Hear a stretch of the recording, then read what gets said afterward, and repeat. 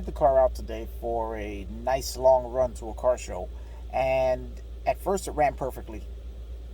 But then I had a little bit of problems with starting up, shut the car down for a bit, and then it started up perfectly fine. Drove it home, and she performed flawlessly, but she did have a check engine light on. As soon as I got home, the check engine light went away. I drove the car for quite a few miles more, just because it's fun, but also just to see if the check engine light would come back. It did not. I let the car sit for a while, started it up, and now the check engine light's on, and she's stumbling around like she can't decide how to idle, and also running very rich. So we're going to go through a quick lesson in how to pull codes and diag and perform a preliminary diagnostics of the Fiero to try and see if it gives us any clues as to what's going on. Let me show you what the car is doing. I tried to start her, and now it's going to make me look silly, and it's probably going to start right up. There it goes. Here's our check engine light, and let's see if it stumbles. There we go. That's what we're looking for. And then she's going to shut off. So let's now see if we can pull some codes and see what we get. If you're going to pull the codes on a Fiero, you need to find the OBD1 connector if you have a stock Fiero. That connector is hidden behind this trim plate right by your lighter socket. In the center console, as Fiero owners, you should all be very familiar with it, but you may not all know that your OBD2 connector is hidden right back here. This OBD1, I'm sorry, not OBD2, as this Fiero's original diagnostic port is an OBD1, seeing as how it is from 1988, before OBD2 was even a thing. So, back in those days, they would hide the connectors because they don't really want us to be able to do this without having to pay them for it. So before it became standardized and all the connectors had to be in basically the same part of the car, they would hide them in different areas, and the Fiero's is hidden here. So we're going to take this out. You need a T15 Torx drive to remove the two screws that hold this panel in place. Okay, we're going to start by removing the two T15 screws. Now, you're going to want to be very careful, as this plastic, after all these years, is going to be very brittle. There's one.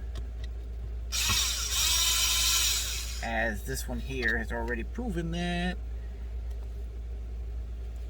this is what you want to try to avoid, because the plastic is very brittle and just starts to crumble apart if you put too much pressure on it. Now there is a... Whoops, and we lost the camera there. Okay, we're back. There is a way to fix this, which we will be going over in a future episode. So for now, we're just going to pull this out, or there is a replacement available from the Fiero store, which is actually a pretty decent replacement. But I'll go over that too, as I have one around here somewhere, and we'll take a look at it and see what are the pros and cons of it. So, but for now, we're just going to set this aside. There we go. And if you look right here, let's see if I can put a little light on the subject so you guys can see exactly what I'm talking about. There is our OBD1 diagnostic port. And that is the port that we're going to be plugging into in order to get our codes from the car. And I can show you how to do this without a scanner or any sort of scanning equipment. Let's put this here so we can see it a little bit without so much light on it. I'm going to show you guys how you can pull the codes and do a little bit of preliminary diag. Now, pulling codes does not tell you what's wrong with the car. It gives you a symptom, which could be related to something else. So this is what we're going to learn first, is what codes we're going to get out of the car. Now, to do that, you can do it one of two ways. I happen to have a code key, which I've had for many years, and something's spilled on it, but I've had this code key for many years. It's got the two pins that you will be plugging into the A and B socket in your connector. Now, the A and B socket are going to be the 2 on the passenger side right down here. I'll be zooming into that so to get you guys a good look at it. This is what you're going to do. You're going to short these two together by inserting this or a paper clip or any suitable tool that'll just short these two together. And what that's going to do is it's going to read out a code on your instrument cluster through the check engine light. So I'm going to insert this here.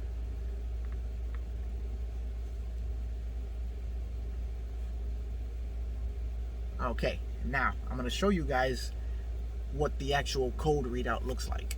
Now we're going to watch the flashing light. One, you have to count the lights. It's going to give you the code depending on how many lights it flashes, and then it's going to give you the okay, watch over. Let's see if I can catch this here. Here we have that's 4 4 2 1 1 2. It'll flash a 12. That's telling you that it's cycling again. 1 1 2 1 1 2 1 2 3 1 2. So we have a code 32 2 1 2 3 1 2. It repeats the codes 3 times. So we have a code 32, and then we have 1 2 3 4 1 2 1 2 3 4 1 2, and a code 42 1 2 3 4 1 2. Now that cycle is gone, we'll go on to the next one. 1 1 2. So now we're back to code 12, which means that it's starting the cycle all over again. 1 1 2. It'll repeat that 3 times. 1 1 2. Now that cycle is over, now it'll repeat the codes again. 1 2 3 1 2 1 2 3 1 2 1 2 3 1 2. So it's cycled through the 3 times of code 32. 1 2 3 4 1 2 1 2 3 4 1 2 1 2 3 4 1 2. So now we've seen that it'll go back to a code 12. We've seen the entire cycle of the codes that are inside the system, and we know we have a code 32 and a code 42. So now it's time to do a little research and find out exactly what those codes are. Just did a little research, found the code 32 is the EGR, which has always been a constant problem with this car, and I've never addressed it because I really didn't care about that. But maybe I'll address it now since we're doing a little bit more diag on this car. Now we have code 42 for the electronic spark timing, which means that the computer's signal to fire the coil is not getting where it needs to. Now here I did a very simplified view of the circuit. These are the ECM's pins and where they correspond to in the ignition module. Now the one we're going to be interested in is from pin B4 to pin D in the ignition module. And that is where we're going to be getting our electronic spark timing signal. The rest of these we'll get into if we really need to, but this is the one that we're going to be interested in, which is the white color. So they're going to want us to check this wire according to the service manual and make sure that there's no issue going on with that wire before we go any further, because we need to make sure that the computer's signal is actually reaching the ignition module. If it's not, then we have found our problem.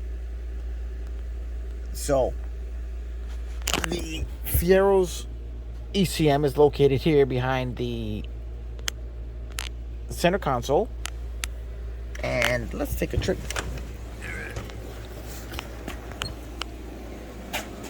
to our engine compartment. And the wiring that they want us to look for in this connector here, which is the one that's going back to the body harness. And we're going to want to look for the white wire,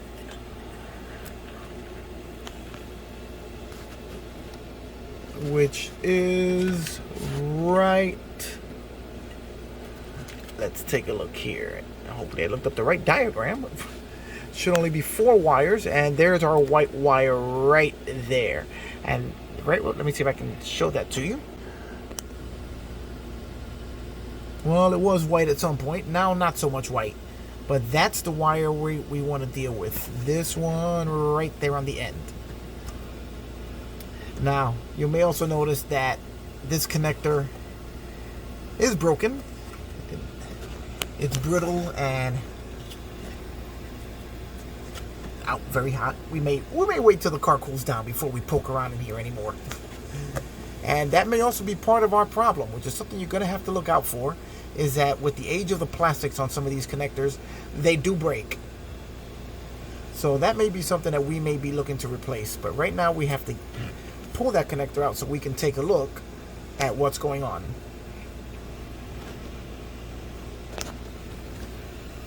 That's going to be for the second part of this video, in diagnosing a spark timing issue with the Pontiac Fiero. Now, I did recently replace the ignition module, so it is possible that the module itself is faulty. So we need to take that into account, as well as the fact that we may have a bad wire somewhere. So this is going to be fun. We're going to be delving into this and doing some diagnostic work, and you guys are going along for the ride. This is the kind of work that I really enjoy doing, and for me it's fun. So we're going to take a peek at that, but I have to bring home some tools from work because all of my heavy-duty electrical diagnostic tools are at work, and I have to bring them here in order so we can test all of this stuff. So in part 2 of this video, we're going to be doing the diagnostic testing. So follow along. This is going to be a nail biter. You guys are going to love it. I know I do. Oh, by the way, for my scale model guys who follow this channel, look what I got. Picked it up, Hobby Lobby special. We'll be doing a stash ad video soon. Alright guys, I'll see you on the next one. This is going to be fun, and I hope you're really willing to dive into this as much as I am, because I love this kind of work. Okay, I'll see you on the next one.